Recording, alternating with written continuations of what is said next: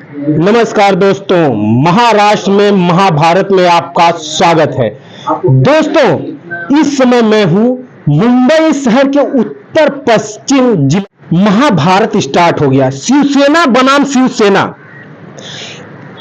एक तरफ है गुरु, एक तरफ है चेला। कौन विजयी होगा यह जनता जनार्दन तय करेगी। जनता, यह लोकतंत्र है दोस्तों, दुनिया का सबसे बड़ा लोकतंत्र हिंदुस्तान के अंदर है। जनता ही तय करती है। आज जो है ये नेता जो है ना, जनता के पैर छू रहे हैं ना, कल यही जनता इन नेताओं के पैर छुएगी।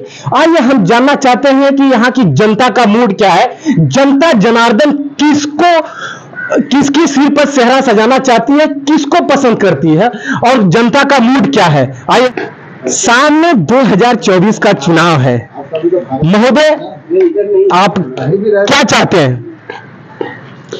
भाई, चुनाव 2024 में जो होने जा रहा है, हम सभी लोगों का यह मानना है कि जो भी अभी तक चुनाव होते थे, थोड़ा उसमें कंफ्यूजन रहता था, थोड़ा डाउटफुल रहता था। तो इसीलिए ये चुनाव 2024 का निष्पक्ष होना चाहिए।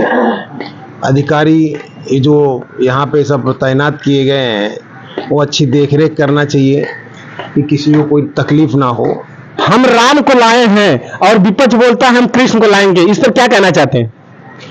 ये तो भाई देखो, भगवान एक हैं, ये सिर्फ नाम अलग अलग रख दिए गए हैं।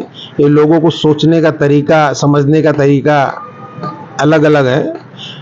तो अब बोलते हैं, कोई बोलता है कि जो राम का नहीं हो सकता वो किसी का नहीं हो सकता।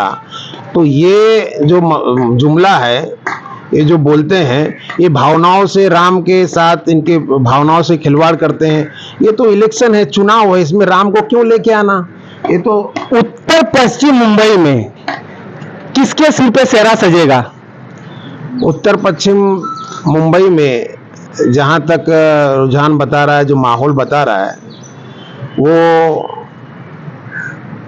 अमोल कीर्ति का शिवसेना मसाल। 2024 में चुनाव है, आपका इरादा क्या है? 2024 का चुनाव है, इरादा वोट देना है उनका, और वो देना है, किसी को बताना नहीं। मजबूत सरकार, हाँ, सरकार जो केंद्र में है वही रहेगी, उसने क्या। जी, यह 2024 का जो चुनाव है ना, यह धर्म युद्ध है, यह धर्म युद्ध की लड़ाई है। आइए जानना चाहते हैं कि मुंबई उत्तर पश्चिम में जनता का मूड क्या है। 2024 में चुनाव है सामने, आज 2 दिन बाद।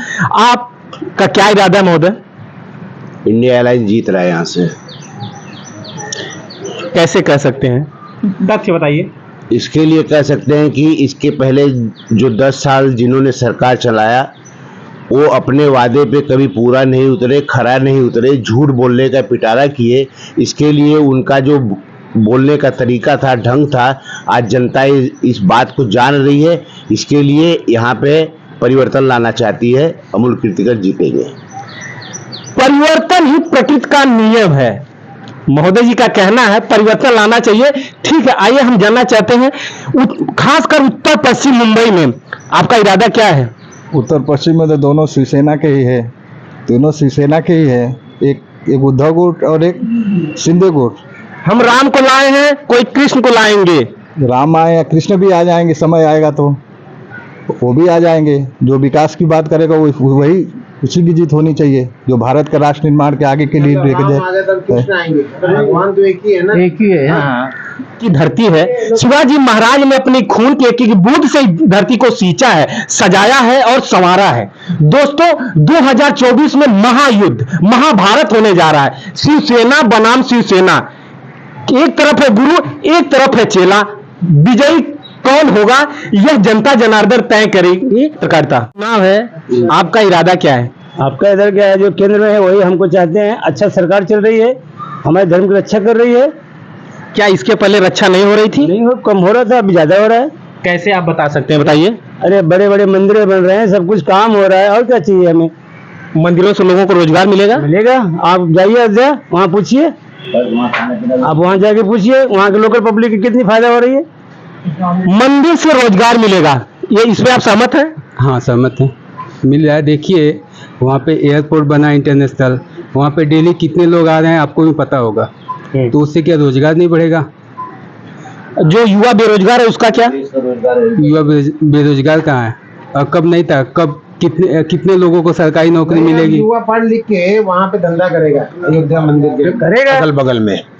ये लोग बोलते हैं कि अयोध्या मंदिर बनने की वजह से रोजगार बढ़ा है, तो जो पढ़ा लिखा आदमी जो ग्रेजुएशन किया है वो क्या करेगा? उस पर कोई आवाज नहीं उठाता है कि रोजगारी बेरोजगारी इतनी बढ़ गई है कि हमारे पीएम बोलते हैं कि भाई बेरोजगारी नहीं बढ़ी है, आप वड़ा पाव बेचिए, भजिया तलिए। कौन बोलता है बेरोजगारी बढ़ी? ये हमारे प्रधानमंत्री जी को शोभा देता है ये बोलने का कोई तरीका है? जनसंख्या नियंत्रण कानून आना चाहिए। आना चाहिए, जरूर आना चाहिए। वो कांग्रेस के समय पे जब आया था तो उन लोगों ने विरोध किया था, यही लोग ने विरोध किया था। आज फिर उसी कानून को लेके आए। कांग्रेस तो चाहती है कि पहले से ले एनआरसी लागू होना चाहिए। एनआरसी भी लागू होना चाहिए। आपके नेता तो विरोध करते हैं। हमारे नेता विरोध नहीं करते हैं। हमारे नेता जो है इनके जो इसकी विचारधारा का विरोध करते हैं, विचारधारा का विरोध करते हैं। हम जब पहली बार आधार कार्ड लेके आया था तो इन लोगों ने विरोध किया था, जीएसटी लेके आ रहे थे हम तो इन लोगों ने विरोध किया था। आज उसी पे लागू है। आज बोलते आधार लिंक नहीं होगा तो आपका कोई काम नहीं होगा। जिस चीज को कांग्रेस लेकर आती है उनका विरोध करते हैं। जब ये गद्दी पे बैठते हैं तो वो बहुत अच्छी हो जाती है। आज हम जाति जनगणना, विपक्ष का प्रधानमंत्री कौन है महोदय? विपक्ष का प्रधानमंत्री जो जीतने के बाद तय होगा, इनको कुछ नहीं पता है। जीतने के बाद तय होगा। अभी से हम अंधेर नगरी में तीर मारेंगे। अंधेर नगरी में तीर नहीं मारेंगे। विपक्ष का प्रधानमंत्री कौन है?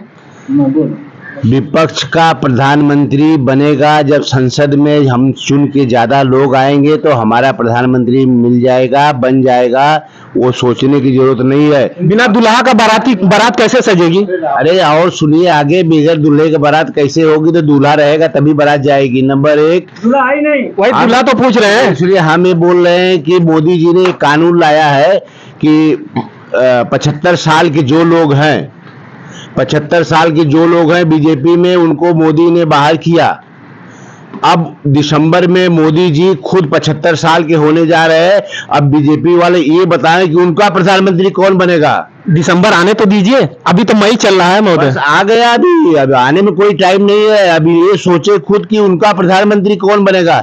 हमारा प्रधानमंत्री तो बनने के लिए एक से एक लायक हैं, नेता हैं, एक एक राज्य के मालिक हैं। बट इन्होंने जो बनाया है, गठबंधन बनाया है, वो क्या बनाया है? प्रधानमंत्री बनाएंगे लेकिन नाम नहीं बताएंगे।